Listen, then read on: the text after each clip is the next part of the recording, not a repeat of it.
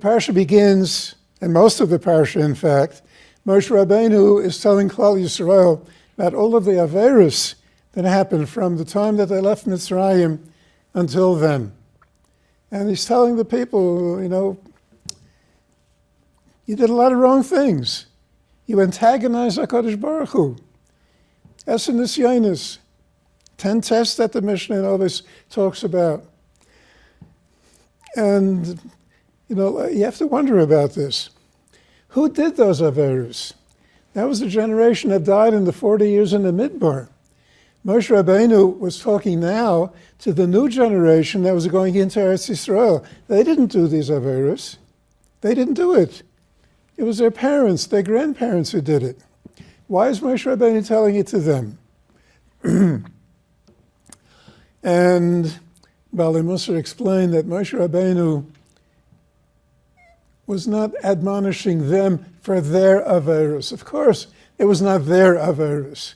Moshe Rabbeinu was teaching them something that they had to bear in mind when they went into Eretz Yisrael and for the rest of the history of Klal Yisrael.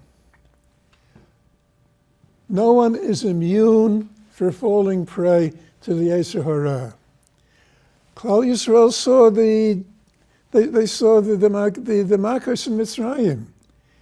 They saw Kriyas Yamsuf. They saw the miracles of Ma'abed Har Sinai. How could they do these Averos?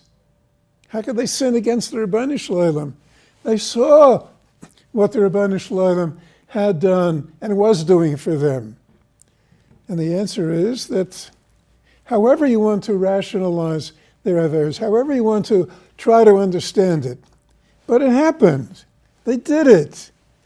In other words, no one can ever feel secure that he is immune from Averos, that he's immune from sin. It doesn't work that way. Human beings are inherently frail to an extent.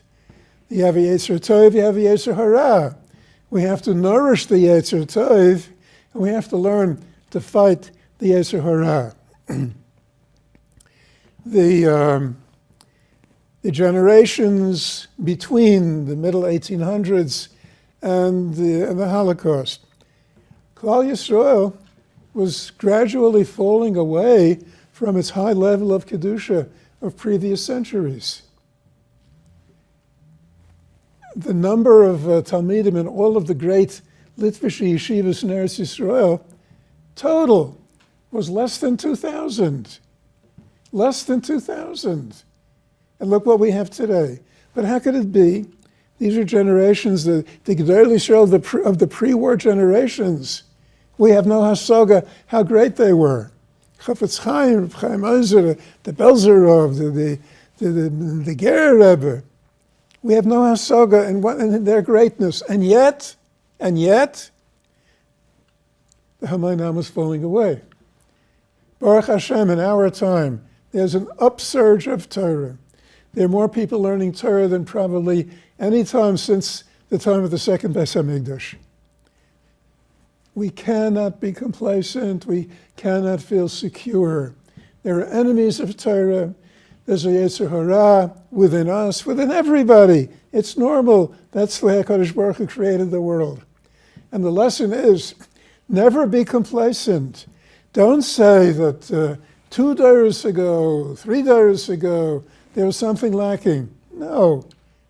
They were as great as we were, and something went wrong. Something could go wrong too. Something can go wrong now also. Baruch Hashem, there's a momentum. We're moving upwards, and we have to work at that. Never be complacent. Always work. Going upwards, keep going upwards.